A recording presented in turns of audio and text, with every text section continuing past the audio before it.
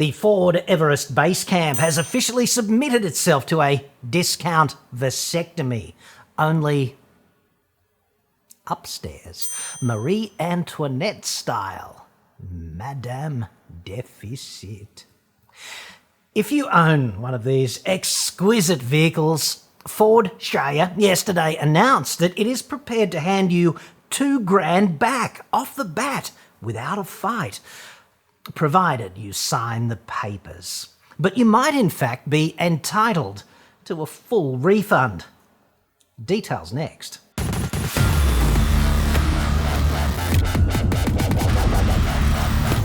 Ford Everest BaseCamp yesterday officially became the wonder bra of Everest trends. Not nearly as stacked up top as perhaps you'd been led to believe. The boss of Ford Shitsville has issued a heartfelt apology by email, presumably written by a team of spin doctors and approved by an elite clutch of corporate lawyers. But hey, crank up the hot tub and make a few calls, because if they're throwing $2,000 in your general direction, the very least you can do, dude, is catch. I'm John Cadogan from AutoExpert.com.au, and I get new cars cheap for buyers here in Australia. Website for that, obviously, or you can click the card that's sometimes more or less up there now, dude. If memory serves, back on the 12th of August, an evil bastard YouTuber, lacking even vestigial self-respect seemingly, and somewhere on the sociopathy spectrum, operating from his dungeon at home, and whom everyone hates, except his mommy, of course, made a raft of seemingly wild accusations to the effect that BaseCamp Shitbox could not in fact carry anything like the amount of crap officially depicted on its standard Rhino Wonder Bra rack platform. That washed-up has-been, a tabloid hack. He seemed to think this was a problem for the same reason that overloaded cranes or bridges are a problem out there in the world. He's always been funny about things like that, frankly. Putting large amounts of energy in tightly coupled systems with human life in close proximity. Mainly because this kind of thing has actual fucking consequences in the real world. Fast forward to yesterday at 8 a.m, or as I like to think of it, Marie Antoinette o'clock. I am writing to you to advise you of an important update about your Ford Everest BaseCamp. Unfortunately, it has come to our attention that some of the imagery in our marketing assets has shown the vehicle with more cargo on the roof than the roof rack capacities would allow. It is important that you are aware of the roof rack limits that apply to your vehicle. I'd suggest that it's even more important to be aware of shit like that in product planning. And I'd further suggest that it's possibly negligent and potentially dangerous if you are not. That email, and yeah, it's a bit War and Peace, but cleverly entitled Ford, keeping you informed, came from the desk of Andrew Burkich himself. Big Burke, the Antipodean wizard of Ford Shitsville, the Big Cheddar. I suppose he has a real title, I just couldn't be bothered looking it up. He's got the Darth Vader franchise for the local Ford Death Star, basically. He's the dude. Obviously, said email did not emanate from Big Burke's actual email address, presumably because there's nothing a senior executive hates more than being accessible to actual customers in the actual public, typically. And I don't know how B Squared is wired on this issue specifically. Maybe he'd love that, being so accessible. Doubtful. However, and I never thought I would utter these words, but I agree with Big Burke. It is important that you are made aware that overloading Everest BaseCamp's glorified light bar, as they did so disgracefully in their advertising, is a wholly bad idea. See, the minute you depart the sealed surface in your hastily tarted up trend, the melon carrying capacity of Rhino's Wonder Bra, up there, drops by by a factor of 1.5. And you simply can't carry more than about 28.5 kilos, which is roughly a second spare tyre and a fucking cheese sandwich. Helpfully outlined in that table right there. Provided you still own the vehicle, of course, Big Burke would like to offer you a one-off payment of $2,000, including GST, as compensation for this mistake. Everest BaseCamp includes a tow bar, LED light bar, nudge bar, snorkel, roof rack, awning, and BaseCamp branding over and above the Everest trend. Dude, roof rack is not a proper noun. It's just not. And BaseCamp has a capital C. That's how you guys spell it. Why do you only occasionally spell it this way in this email? How hard is this, getting the details right? Dude, you've got a whole communications team and a bunch of lawyers on tap. Presumably they're educated. So come on. If I were you, and that would never happen, but if I were, I'd gently admonish those in charge of that kind of thing to get their act a little bit better together, for the sake of appearances, and mainly because it's your name out there on this communication. Dude, those accessories have a combined fitted RRP of $6,000, yet the MSRP of the Everest BaseCamp is only $2,200 higher than the Everest trend. Therefore, this compensation well exceeds what you paid for just the roof rack alone. To which I would respectfully retort, yeah, kind of, but we both know this is not as simple as that, is it? If some poor sap bought that shitbox because metaphorically it came stacked upstairs with double D carrying capability as depicted by you, and it is in fact only capable of taking the basic A cup for a spin down some gravel road, then the amount of financial damage to said hapless sap is what he actually spent on the product in total, on the car, is it not? Especially if that specific carrying capability was instrumental in the purchasing decision. Not having it appears to be a violation of the legislated acceptable quality consumer guarantee. Hashtag, I'm not a lawyer. Still, Ford must really hate giving money back like that, without a fight up front. It's a breach of the US Universal Carmaker Code of Ethics, or you sucky. There has to be a reason for this profligate, upfront, apparent generosity. You will be required to provide proof of ownership and also to read and sign a release form accepting that this offer is in full and final settlement of all claims you have relating to the advertising errors made. Gotta love lawyers, right? They're so instrumental in delivering the quality of life that we experience today everywhere in the developed world. Big Burke's spin doctors and lawyers go on to explain. This means that if you sign the release, you will not be able to make further claims relating to the errors made in our marketing. We suggest you seek legal advice about the consequences of signing the release before you do so. Okay, so it gets pretty interesting here. When you actually click on the link in the email, you have to enter the VIN code on that landing page. So I didn't get further than that in investigating this bullshit process. But you do get told on that landing page, for security and privacy reasons, you have 30 minutes to finalise and submit your claim. If your session times out, please click on your unique link in your email again to start over. For security reasons.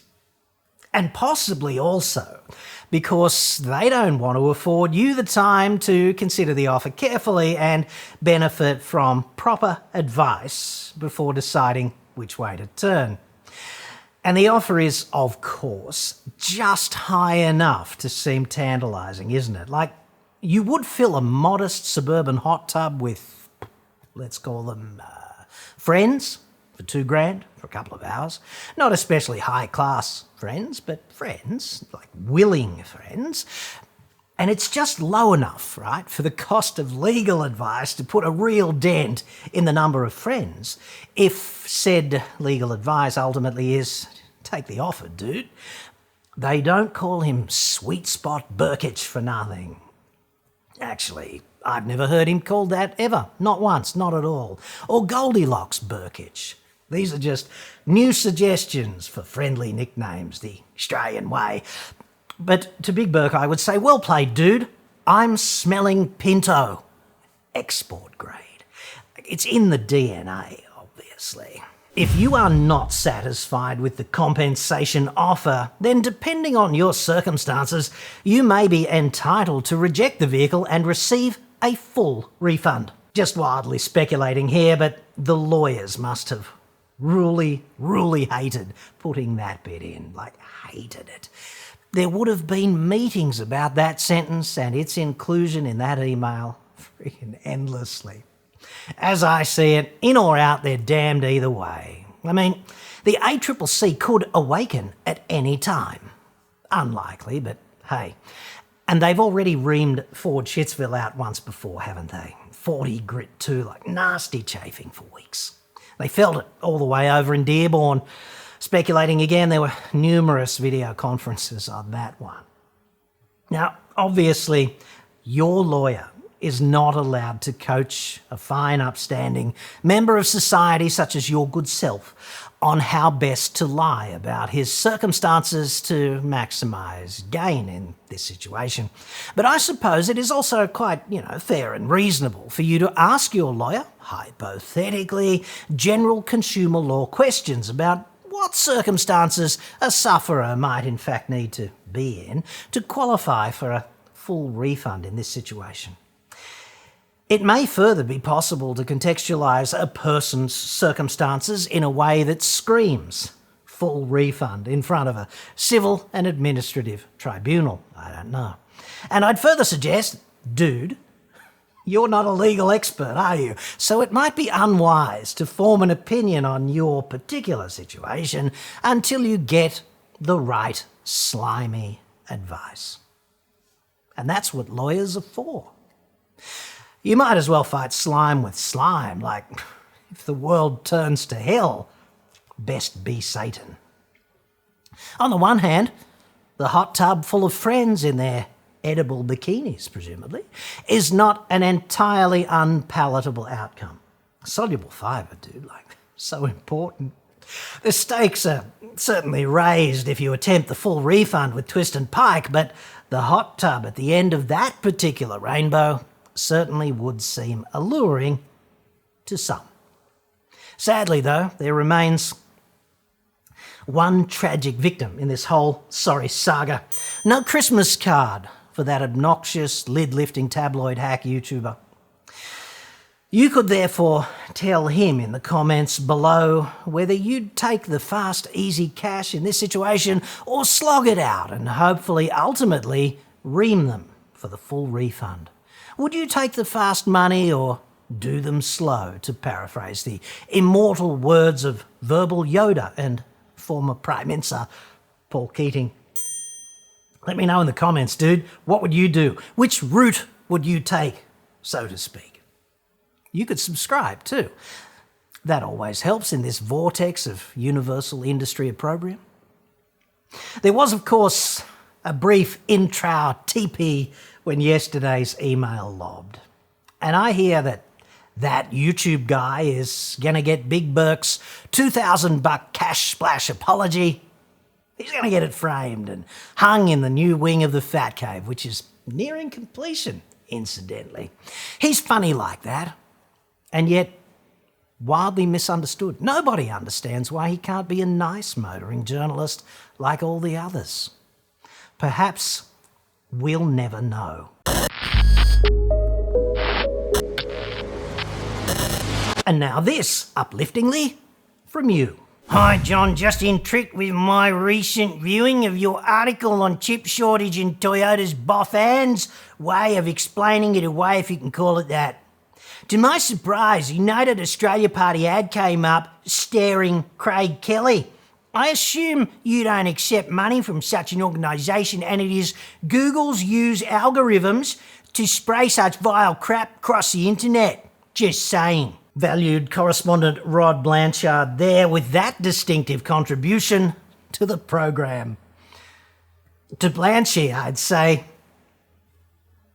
thanks for reaching out, dude, and please accept my unreserved sympathy in respect of the untimely death of your spell checker.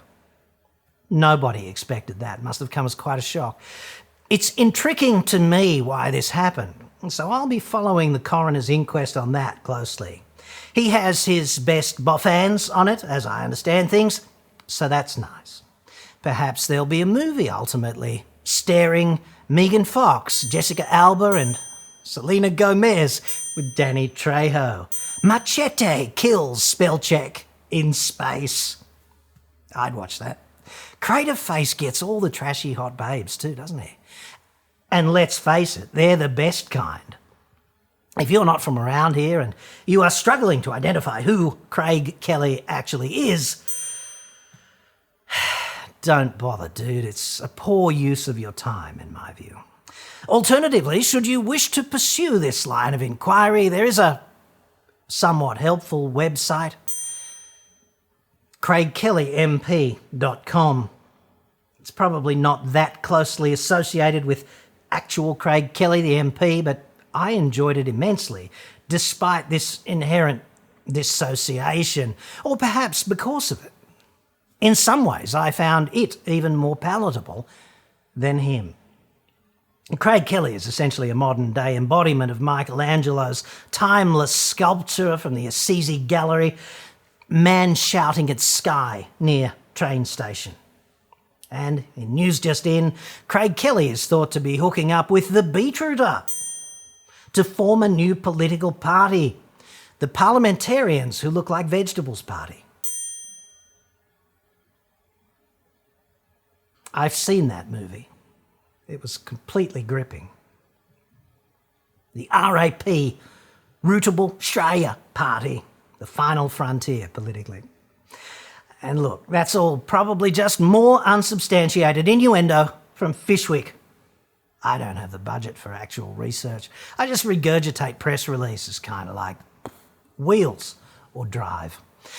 And to you, Blanchy, I would say, yes, it is, quote, Google's use algorithms which are responsible for beaming Craig Kelly directly into your cerebral cortex, dude, hacking your brainstem with their high-tech voodoo.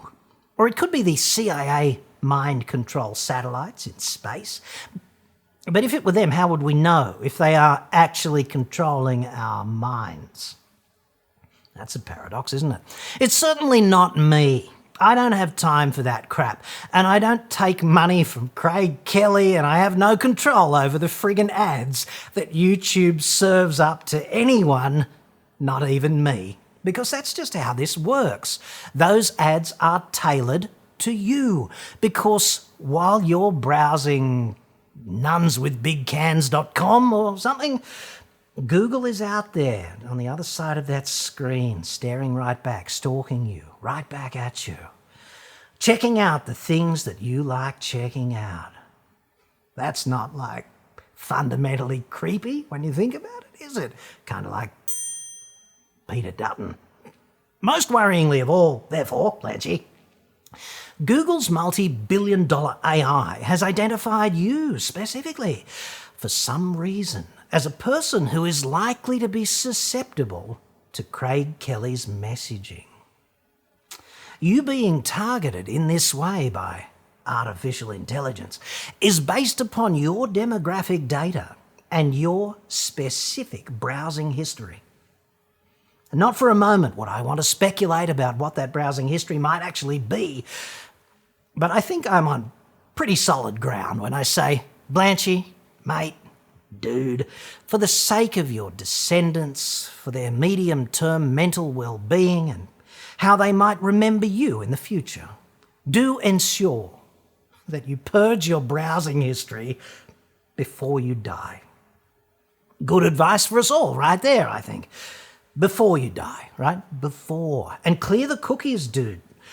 The kiddies really need not be exposed to that level of unnecessary detail concerning your life and how you chose to live it. For more tips and tricks like this, visit my other website, afterlifeexpert.com.